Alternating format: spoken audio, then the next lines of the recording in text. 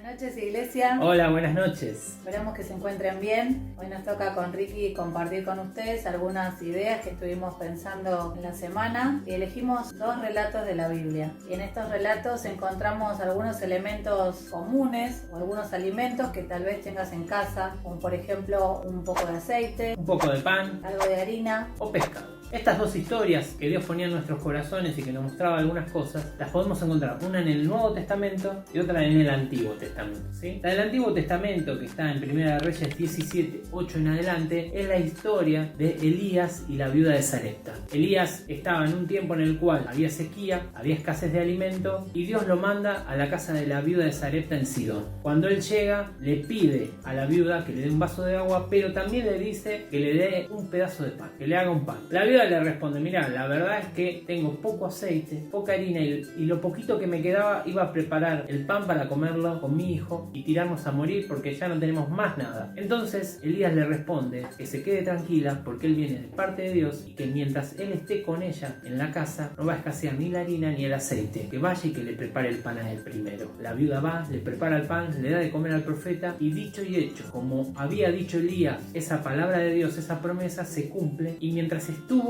Elías con la viuda de Sarepta no escaseó, dice la palabra, ni el aceite ni la harina hasta que volvió a llover en la tierra. La segunda historia es muy conocida por todos nosotros y relata la multiplicación de los panes y los peces, que la encontramos en los 4 evangelios con algunas mínimas diferencias en los detalles, pero Mateo nos va a contar que Jesús se había retirado con sus discípulos, se había apartado luego de recibir la noticia triste de Juan el Bautista y al bajarse de la barca encuentra que había una multitud esperándolo. Las multitudes seguían a Jesús, lo seguían porque él los sanaba, también por lo que Jesús les enseñaba. Y habían pasado muchas horas, se había hecho tarde y los discípulos le dicen a Jesús: bueno, déjalos ir para que consigan alimento a todas estas personas. Pero Jesús les dice: no, denle ustedes de comer. Ahí se produce como una pequeña charla entre Jesús y los discípulos, porque los discípulos le dicen: no tenemos nosotros para darles de comer, no nos alcanza el dinero. Es entonces cuando aparece en escena esta historia de los panes y los peces, que son traídos, como relata Juan, por un niñito, por un muchacho, no podemos determinar bien su edad. La gente se reúne, se agrupa de a 100, de a 50 y Jesús bendice los alimentos, agradece y se produce esta multiplicación, que no solo va a alcanzar para que todos comieran, sino que también va a sobrar y va a sobrar abundantemente. Bueno, de estas dos historias con Miriam veíamos similitudes, veíamos enseñanzas y algunos paralelos que nosotros los graficamos en 3 tips.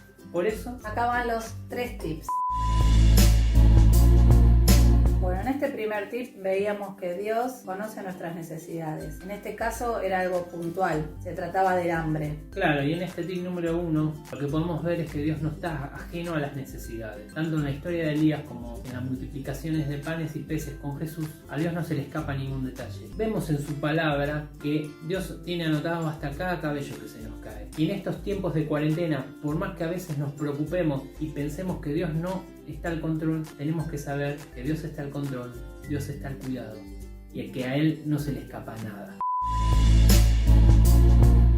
El tip número 2 dice que la obra de Dios convierte algo ordinario en algo extraordinario. ¿Y qué quiere decir esto? Como vimos en las historias bíblicas, tanto la viuda como el muchacho que entregó los panes y los peces, Dios usó lo que tenía a mano, ¿sí? Tanto el muchacho como la viuda entregaron lo que tenían, y eso que tenían era lo último. El muchacho en ese momento era la provisión de ese día y era confiar en un milagro de Dios, de que Dios diera de comer a más de 5.000 personas. Y la viuda dar lo poco y lo último que tenía, que iba a comer con su hijo, confiando en que Dios iba a dar provisión y que no iba a escasear la harina ni el aceite. Como resultado de confiar en Dios, Dios produjo el milagro.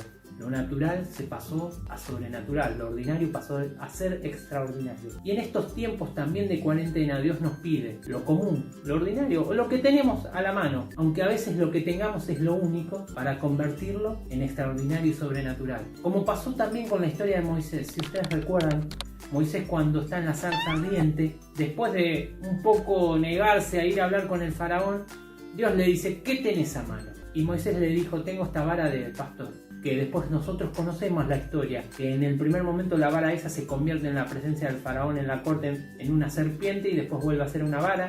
Con esa vara después Moisés vio el hecho de abrir el mar rojo por poder de Dios. Con esa vara la golpeó en una piedra y cayó agua y tuvieron agua. Con esa vara y los brazos en alto mientras gente lo sujetaba a Moisés, el pueblo de Israel venció en batalla a otro ejército. Porque Dios lo que nos quiere decir es que con lo que vos tenés a mano, con lo que yo, con lo que nosotros tenemos a mano, Él puede obrar milagros. Él lo que necesita es que entreguemos lo que tenemos. A veces sentimos que lo que tenemos es poquito o es insignificante o que es muy ordinario, pero eso puesto en las manos de Dios puede producir un gran efecto.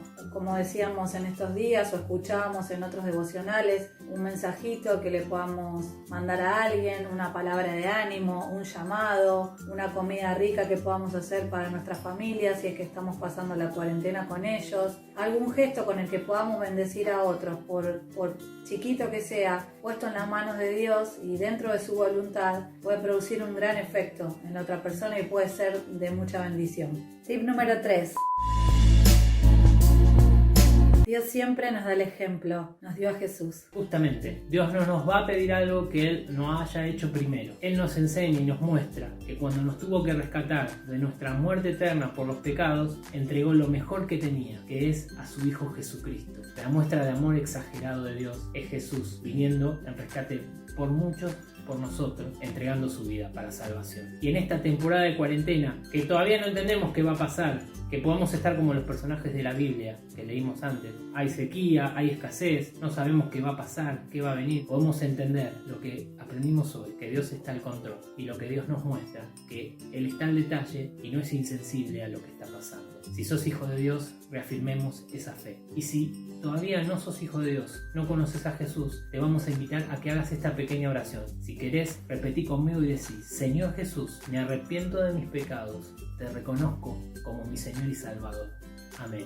Si repetiste e hiciste esta oración con nosotros, sos un hijo de Dios. Seguí mirando nuestros videos, el del canal de la iglesia, buscalo a Dios y sabé que tenés un Padre en los cielos que te ama. Y a pesar de que este espacio se llama Ico Ora, ¿qué hacemos nosotros, mi amor, siempre? Cantamos.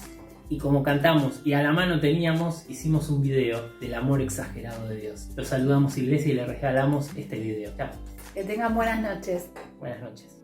Cuando mi corazón moría de sed, fuiste tú esa lluvia que refrescó mi alma y fortaleció mi fe. Cuando intenté huir para escapar la difícil tormenta, me diste una canción que me invitó a creer. Así eres tú y tú y tú, pones lo que falta, sabes cómo conquistarle a cualquiera el alma. Jesús, tu belleza conquistó mi corazón.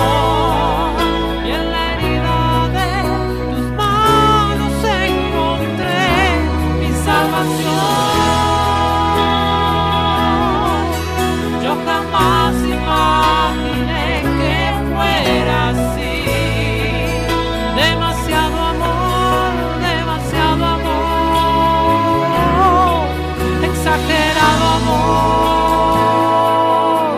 exagerado amor por mí.